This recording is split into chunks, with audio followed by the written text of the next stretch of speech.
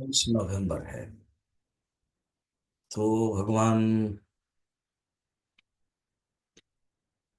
कहने से पहले अर्जुन का जो कल प्रश्न था एक, अभी सेकंड प्रश्न है। व्यामिश्रेणेव वाक्येन बुद्धिं मोहयसीव मे तदेकं वद निश्चित्य येन श्रेयोऽहमाप्नुयाम्। ये जो बातें हैं ना, आप जो बोल रहे हो बुद्धि कर्म से श्रेष्ठ है, हाँ, प्रजहाति यदा कामान, फिर कर्मण्येव अधिकारस्ते, तो दोनों बातें हुई ना। इसको अर्जुन समझ रहे हैं व्यामिश्रेण वो वाक्य है ना। आपके जो मिश्रण वाक्य है, आपके जो उलट पुलट वाक्य है, मेरे बुद्धि को तो मोहित हो रही है, विभ्रांत कर रहे हो आप।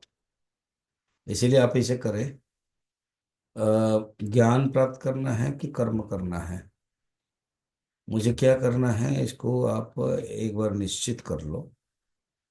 निश्चित करके मुझे बताइए, ताकि मैं श्रेय को प्राप्त कर सकूं।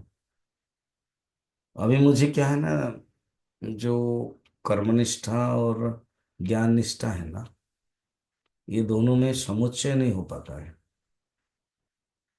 तो मुझे एक का क्या करना है, समुच्चय का अर्थ क्या पता है, दोनों एक साथ। तो दोनों में एक साथ तो नहीं कर पाएंगे, कोई एक ही होगा। तो इसके लिए बताइए आप, ज्ञान में मैं अधिकारी हूँ कि कर्म में अधिकारी हूँ। अर्थ क्या है, ज्ञान से मोक्ष मिलेगा कि कर्म से मोक्ष मिलेगा।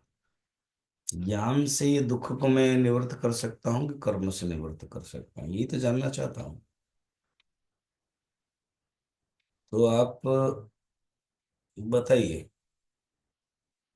ये न श्रेयो हम अपने हम, जिसके कारण मैं श्रेय को प्राप्त कर सकता हूँ।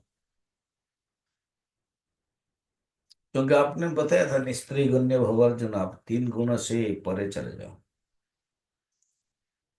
फिर बोल रहे नहीं नहीं कर्मणि एव अधिकारस्ते।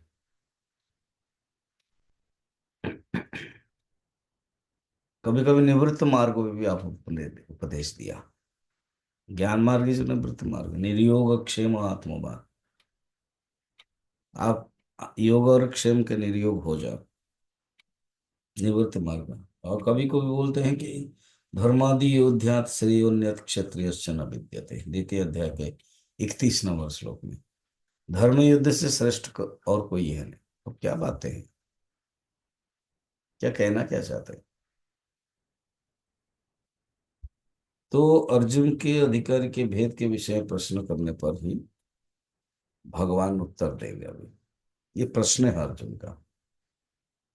तो अर्जुन क्लियर कर रहे हैं कि मेरे लिए जो श्रेष्ठ है, मैं जिस अभी अधिकारी हूँ, जिस पॉइंट में हूँ, वो आप मेरे लिए बताइए। तो भगवान अभी बताने वाले हैं, जो हम लोग कल देखेंगे कि इसका रियल अर्थ क्या है। और अभी क्या कह रहे हैं ये जो माने आप ठीक बोल रहे होंगे, क्या कर रहा हूं मुझे समझ में नहीं आ रहा। व्यामिश्रेण व वाक्य न, व्यामिश्रेण व इव, इव का अर्थ वही है, इव माने जैसा। माने असली में शायद ये आपके वाक्य कोई उपनिषद के छात्र पढ़े तो उसको नहीं लगेगा, मगर मुझे लग रहा है कि वो माने व्यामी श्रेण वाक्य न, व्यामी श्रेण इव, अर्थात धुंधला धुंधला वाक्य जैसा क्लियर करते हैं। शायद वो धुंधला वाक्य न हो, मगर आपको जैसा लग रहा है। तो आप बताइए, बस ये दो प्रश्न हैं तृतीय अध्याय के स्टार्टिंग में 1 और 2। एंड हमारे लिए देखो अर्जुन प्रश्न पूछ रहे हैं, अब भगवान उत्तर देंगे जो कल हम लोग देखेंगे।